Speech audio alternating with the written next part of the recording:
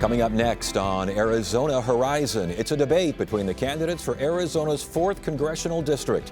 It's a congressional debate, and it's next right here on Arizona Horizon. This hour of local news is made possible by contributions from the Friends of PBS, members of your PBS station. Thank you.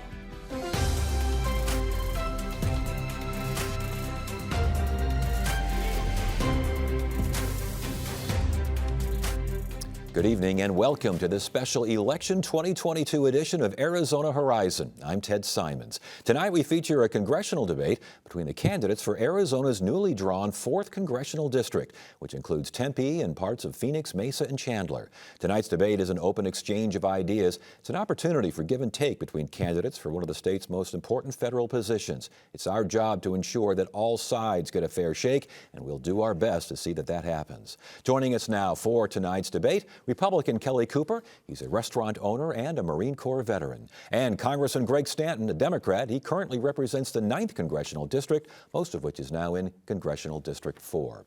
Let's get things started with opening statements, and we begin with Kelly Cooper. Thank you, Ted. Greg, I appreciate you being here today. My name's Kelly Cooper, Marine Corps veteran, small business owner. I'm a husband and a father of 2. It's important for me, this district and how it's represented, because unlike my opponent, I actually live here in the district. My children go to school here in the district, and I own 3 restaurants. 2 of them are here in this district. Now, my opponent, Greg Stanton, and his Washington, D.C. handlers have spent tens of millions of dollars trying to convince you that I have horns and a tail. But I think tonight we're going to find out what's true about this race and about myself. So, Greg Stanton, for the last 2 years, has really driven us into an inflationary spiral. And my goal as a business owner and Marine Corps veteran is to bring that back. So I ask you here today to give me a chance, listen to what I have to say, and carry on with my representation for your district and your vote. All right. Thank you very much. Thank you very much. And now we turn to Greg Stanton. All right, thanks, Ted, for moderating here tonight. Thanks, everyone, for watching. Thanks, Kelly Cooper, for being here. I have been so lucky to represent this community for the last 2 times in the United States Congress, and my priorities have always been the same: building a strong economy that works for everyone. So tonight you're going to hear sharp differences between my priorities and the priorities of my opponent.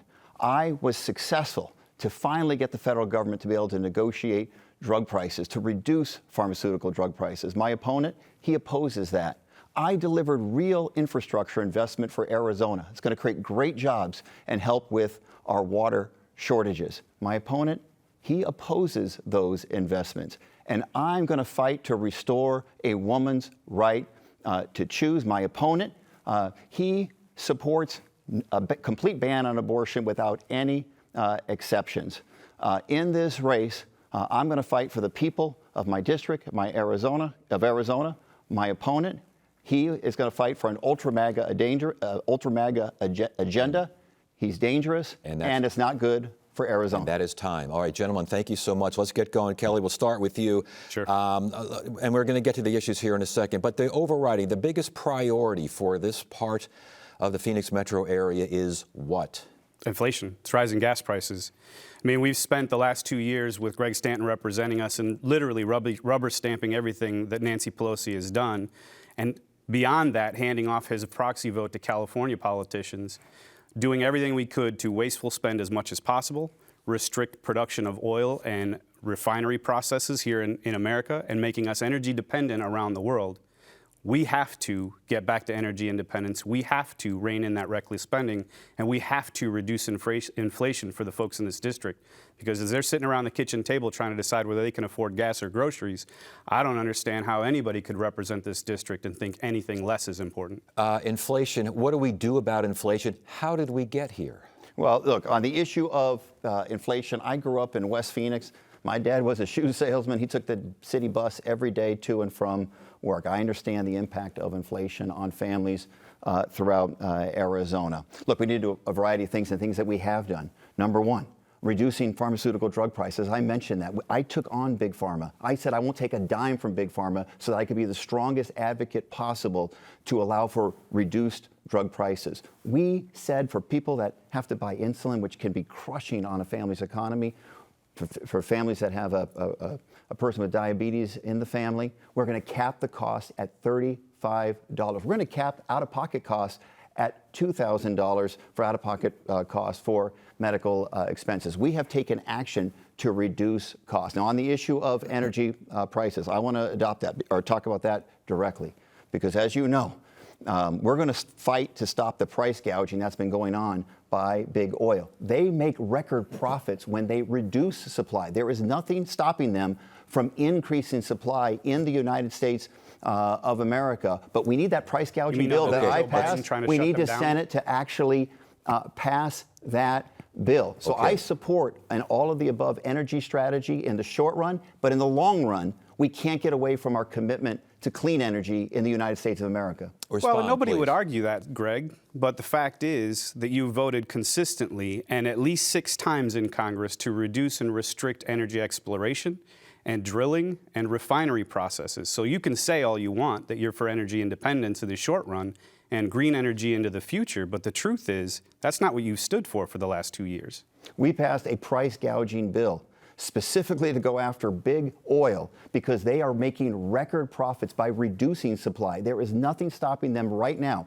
They have the leases, they have the licenses necessary if they wanted to increase supply in the United States of America. Now, I support an all of the above energy strategy in the short run. I think Kelly and I actually agree on that. The difference is who's going to be committed to a clean energy future. We can't let China and our competitor nations get ahead of us on the issue of clean energy. Clean energy is the future. The United States needs to be a leader on that. So in the short run, all of the above, long run, commitment to clean energy. The idea of record profits by oil companies, by just major corporations in general, they're making the profits and inflation still is out there. Correlation? Causation? What's going on? Well, I would suggest that it's not really a correlation when you have inflation going up at the levels that they are. When you look at profit in a business, it's a percentage base. So we're having a conversation about profit from a dollar's perspective. Those monies aren't being reinvested because your administration continues to tell them that they want the oil and gas industry shut down. Their goal, as stated today by Joe Biden, is to shut down the oil and gas industry.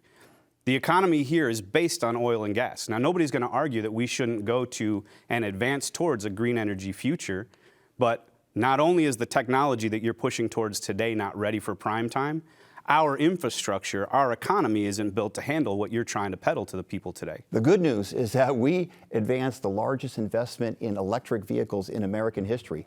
And when we move more towards a clean energy economy, more electric vehicles on the road, we're going to reduce demand for oil, bringing down the price. And oh, by the way, in the bill that we passed to support that advancement of clean energy economy, we're going to bring those clean energy jobs to the United States of America. We had strong Buy America requirements, increasing manufacturing in the United States. So in the long run, by investing in a clean energy economy, we're going to improve the American economy and bring jobs to the United States of America. And what do my constituents do in the meantime?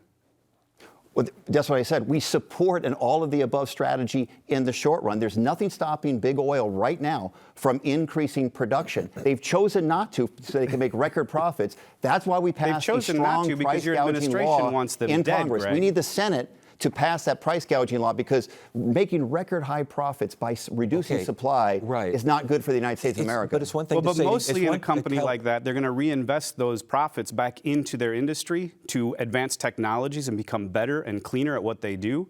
But your administration and you specifically had voted against those things, which is what's driving those profits. And they're taking that money and reinvesting it in It's really unfortunate you're taking a position supporting price gouging. I want to make this absolutely clear.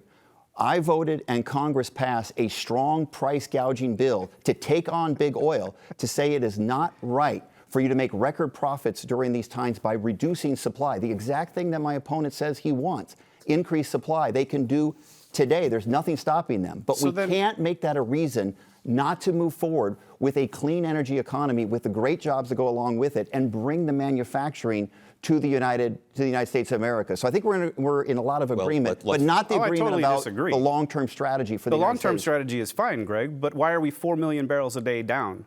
Why is it that we're at the lowest leasing levels since World War II? Why is it that the administration is saying that they're doing all of these things and then having policies that restrict or prohibit people from doing them? I mean, you can continue to support the price gouging policies of You big can oil. continue to I call don't. it We're going to price take gouging. on big oil. I'm talking and about that's people exactly not what being we've able to done. afford their I've gas taken and on not big being able to oil, make it to the and we're gonna grocery store. continue. So he get to be an apologist for big oil. I'm not. I'm going to fight It's big oil cute. when they price gouge and hurt American consumers. All right, we see the differences there. Let's move on. I want to get to immigration, another major factor here in Arizona.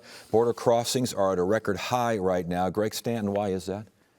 Well, look, on the issue of border crossings, I know my opponent has made this a significant issue. During my 2 terms in Congress, we have spent over $100 billion, new dollars, for increased border security. We want to put more boots on the ground. We want to give those working at the border the technological tools to stop the inflow of fentanyl that is happening too often at the border. Things like sensors, more drones, more improved camera technology so that our customs officials can do more to stop the flow of fentanyl. We also need to we need to also fill in the border wall where it makes sense as well, as the president has directed because Congress voted for that. In addition, though, we do need immigration reform. We need to support our dreamers in the United States of America and pass the DREAM Act. We need to pass the Farm Workers Modernization Act to bring immigration reform to the farm worker industry. And we need to pass comprehensive immigration reform. You know what else we need to do? Actually invest more infrastructure at the ports of entry so that we can increase trade between Arizona and Mexico. We need a comprehensive border strategy, not just focus in on one aspect of it. What about that doesn't sound good to you? Nothing. Unfortunately, your voting record doesn't say that that's anything that you support. You've literally stood on the floor and tried to protect Title 42 from being codified into law so that we could continue to have the overwhelming rates of illegal immigration across our border. This is a complex problem, and it does take a 3-pronged approach. But we must start with securing our southern border, which is something you've stood against every step of the way. On the issue of Title 42, obviously my opponent has not actually reviewed my record because I'm a co-sponsor of the bill that says we should not eliminate Title 42 unless the president presents a plan to Congress about how we're going to deal with the inflow of people. Then why did you stand on the floor of the House this and block it administration? This is an coming up? issue where the president and I disagree, and I've taken on the president on this issue, and I was one of the few Democrats that stood up. But I'm from a border state, and I understand that we should not end Title 42 until we're ready, and we're not there yet. But your opponent says that you stood on the floor and did not do that. He stood on the floor and blocked Title 42 from coming up for discussion. So you can sit over there and say that you stood to protect it, to make sure that we didn't do it unless the administration put up another plan. But the fact is, when the Republicans tried to bring it up to make sure that that was a safety net to prevent migration coming over unchecked, you stood on the floor and prevented it from coming up for debate. Okay, so please respond to what he just said. It's a procedural motion called a motion to recommit. It is not a substantive motion. On the substance, I am a co-sponsor of the bill, one of the few Democrats that signed on to the bill, but I think it's the right thing to do. As from a border state, I understand these issues.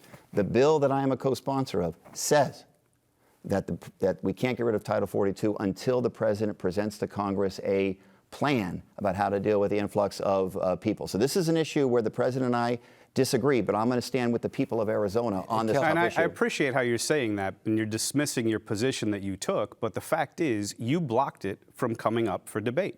So you can call it whatever you want to call it, but if it doesn't come up to debate, we don't get anything moved forward, and you stood to block that. Repeat again, because I presented a comprehensive plan for how to deal with the border, and I am a co-sponsor of the bill.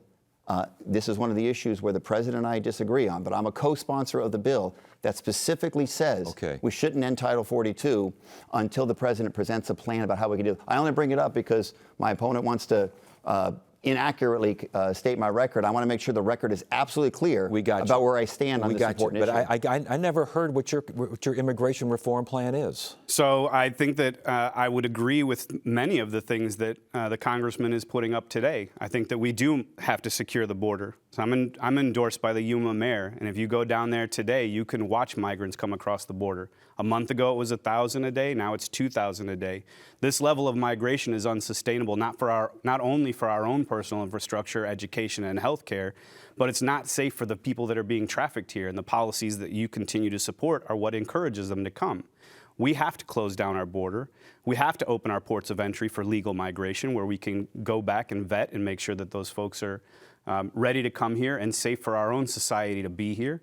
And then, once those actions are taken, we can move forward with a comprehensive migration reform bill. All right, I want to move on. Sounds like there's a lot of agreement on this issue about how to deal with it from a Yes. comprehensive perspective. Yeah, the only not difference just from is a border that you're security misstating your perspective, position. Also immigration reform, also ensuring that we can trade. He did mention his support from the mayor of Yuma. Congratulations. I am endorsed by the mayors in our district, the mayor of Tempe, the mayor of Mesa, the Republican mayor of Mesa, John Giles, and the mayor of Phoenix. The mayors that represent our district are with my campaign. Kelly, I Sure. want As we talk about the border, you could talk about other mayors, but I'm talking about the people that are facing the problem every single day. And Kelly, I want to talk about abortion. Sure. Should Congress codify Roe v. Wade? Should Congress, if you're in Congress, pass a national ban on abortion? Absolutely not. The Dobbs decision was correct, and I will tell you that my opponent, he likes to call me dangerous and extreme, but my opponent is the extremist in this view. So I'll tell you exactly my family. My daughter was born 7.5 weeks early, and my son was born 5 weeks early, and I spent many weeks in the NICU, and a total signing of abortion all the way up to the moment of birth, standing against doctors providing life-saving health care for babies that survive an abortion, and blocking parents from knowing whether their children are going to get an abortion is your stance. That's the extremist stance in this view. Now, I believe that it belongs at the state level, and I would encourage the state legislatures to stand for the 3 exceptions and to come up with a comprehensive, broadly accepted amongst the state policy for what we have for abortion. But clearly, my opponent here is misstating again his position. He has stood and has voted for abortion all the way up to the moment of birth. Respond, please. All right, good.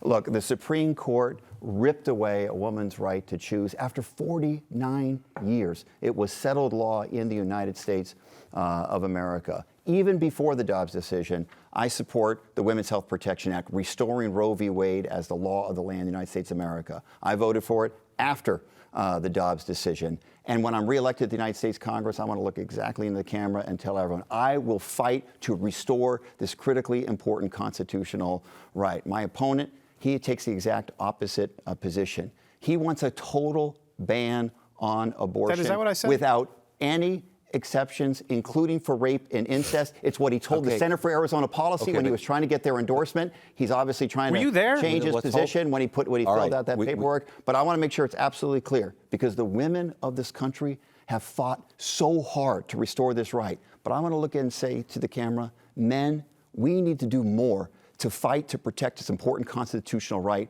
for our daughters, my daughter, a 12-year-old daughter, so that they have the same rights as their All right. moms and Greg, grandmas. We Greg, can't go backwards in the United States And of America. we have to So make how sure will that you there's a feel dialogue when your here. 12-year-old daughter goes to get an abortion and nobody notifies you? How will you feel when you're telling somebody sitting across the stage from you that their children, when they were born, could have been subject to an abortion?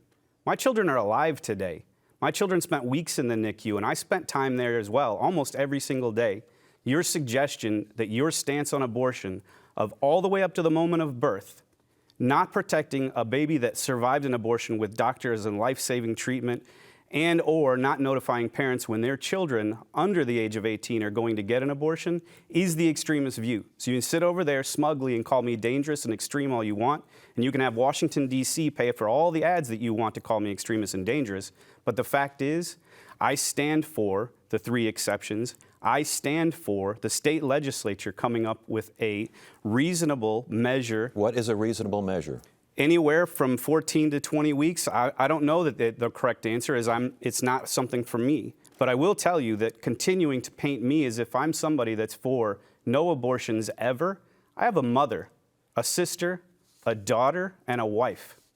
You, sir, are the dangerous and extremist in this case. Yeah, he's obviously gone on and on, so I think it's a fair point to make, because I want to reiterate once again, I will fight to restore Roe v. Wade as the law of the land in the state of Arizona by putting it back to the states. Guess what? In Arizona, right now we have a law that is, a court in Pima County said, is a law of the land from 1864 with no exceptions. It makes it illegal. So now we're going to have law enforcement arresting doctors for this. So when you say that, what you're saying is you support this law in Arizona that goes back that far. No, What again, the you're Women's not gonna Health put words in Protection my Act would mouth, do. Greg. What You the got Women's Health clearly from Protection me Act where would do. I stand. What the Women's Health Protection Act would do is restore Roe v. Wade and the constitutional right to abortion services as the law of the land. And I want to reiterate, it's not just women. You don't need to, that, Greg, he went Greg, on. we can't have you filibuster here. We've got to get a dialogue, and we've only got a certain amount of time. Fair enough, but he talked a lot about this issue. It's an important distinction, maybe the biggest distinction in this race. My fight to restore those rights and my opponent's decision that he wants to ban abortion. There are some who say the most important element of this race, and all races right now, are whether or not you accept the 2020 election. If you were in Congress, would you have accepted Arizona's results, presidential results, in the 2020 election? Well, I'll tell you on that issue that Joe Biden was inaugurated president in January of 2021. I was not in Congress in 2020, but I believe that we are a nation of law and order. And I believe that Joe Biden is the president today. So I think that should clearly answer your question. It didn't answer my question. Okay. My question is, would you have voted to certify Arizona's election results? It's a hypothetical, but it's a yes or no. Yeah, so it's just, as you pose a simple hypothetical, it's not normally in my nature to answer a hypothetical like that, but sure. Yes, based on the information you're giving me, yes. That good enough for you? It should be. Well, I voted to certify the election on the House floor. I was on the House floor on January 6th. In fact, I was the next person to speak. Paul Gosar was given a speech opposing the Arizona election. I was next up to speak to defend the Arizona election when all hell broke loose. An insurrection broke loose, putting my life in danger, the other members of Congress, and the staff. Thank God we were able to get out, although we know in that insurrection, people, including Capitol Police officers, lost their lives. This position that the Arizona Republic called him an election denier, his position is a threat to democracy. And he has said on camera in a video that he put out that his #1 priority when he becomes a member of Congress, his first thing he would do is try to fight to release the January 6th insurrectionists from prison. That's extreme, that's dangerous, and that's wrong for Arizona. And that deserves a response. Oh, and it absolutely deserves a response because that's a complete and utter misrepresentation. I believe in law and order, sir. I'm endorsed by several police unions, including the Border Patrol. And I believe that people, if they are still being held in jail in the Capitol without a trial, deserve a trial. That is constitutional.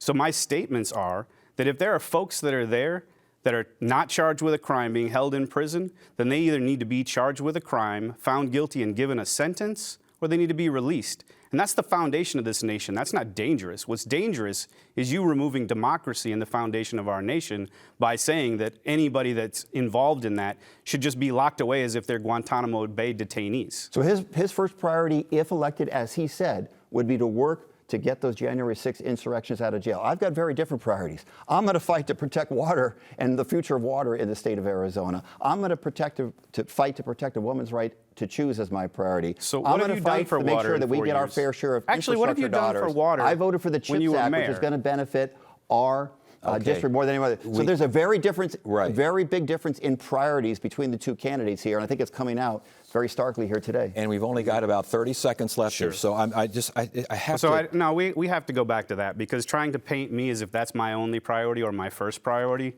I've said this repeatedly on the campaign trail, and I'll say it to you face to face now. My very first priority is fixing the inflation problems that we have today. Number 2 is securing our border. We have to work to address those two issues, and I don't hear a lot from you about any substance that's going to address them. Yeah. I hear you talking about water and securing water. It's one of the most dangerous issues here in Arizona today, but you've been in Congress for 4 years. What have you done?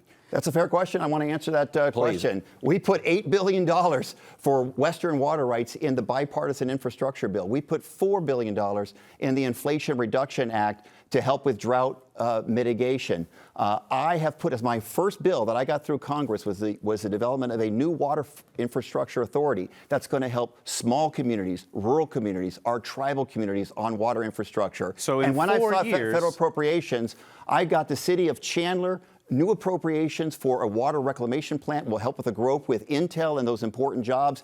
And I got resources to the city of Tempe for a Kyrene plant so that they could recycle water and stop watering golf courses with drinking water. All right, I've been a leader, will continue to be a so leader. you've taken a position for the future where you, Kelly, last country. word on this, please. Yeah, so you've taken a position where you've accomplished money to get basic infrastructure up to speed.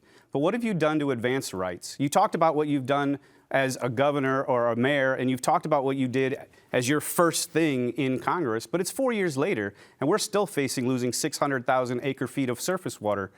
What I want to do is get into state and federal grants to advance water cleansing technologies, desalination plants, and moving forward with advanced technologies, not talking about old issues. And that is it, gentlemen. We have to stop it right there. Our time is up. And time now for closing statements. And going in reverse order of our opening remarks, we start with Greg Stanton. All right, this has been a wonderful debate. I think has really illuminated the difference in priorities between myself and Kelly Cooper. I talked about the video. We're going to release the video right after this debate showing that his top priority would be to try to release the January 6th insurrectionists. But he also has gone so far as to describe federal law enforcement officials as Gestapo, as Nazis. That is extreme. He also said he wants to defund the FBI and get rid of the Department of Education. Conversely, you know my record. I'm going to fight for Arizona, fight on the issue of protecting our important water resources, fight to get us our fair share of infrastructure dollars, make sure we continue to lower the costs of health care, particularly pharmaceutical drug prices, and most importantly, because I want to reiterate this, I am going to fight to restore the right to an abortion, the right to choose in the United States of America. Thanks for having me. Thank you very much. And now the closing statement from Kelly Cooper. Thank you, sir. So I think we've had a great and spirited debate. I've enjoyed the conversation. I think it does illuminate some very stark differences. For me, as a business owner and a father and a Marine Corps veteran, the issues that face us today are inflation and the border. And if you go right now and look at Greg Stanton's website, it will tell you, it will say specifically that his #1 goal in Congress is to make your life better. And it says then that the results speak for themselves. Now go look at that, because I want to ask you this question, Arizona. Is your life better than it was 2 years ago or 4 years ago? The issues that are facing us today are inflation and security. And my role here is to make sure that those things are the top priority as we move forward. So I ask you for your faith, your trust, and your vote to save Arizona, our schools, our communities, and our families. Semper Fi, God bless. Candidates, thank you both very much. Absolutely. We appreciate it. You can watch this debate again on azpbs.org, where you can catch all of Arizona Horizon's past programming. That is it for now. I'm Ted Simons. Thank you so much for joining us. You have a great evening.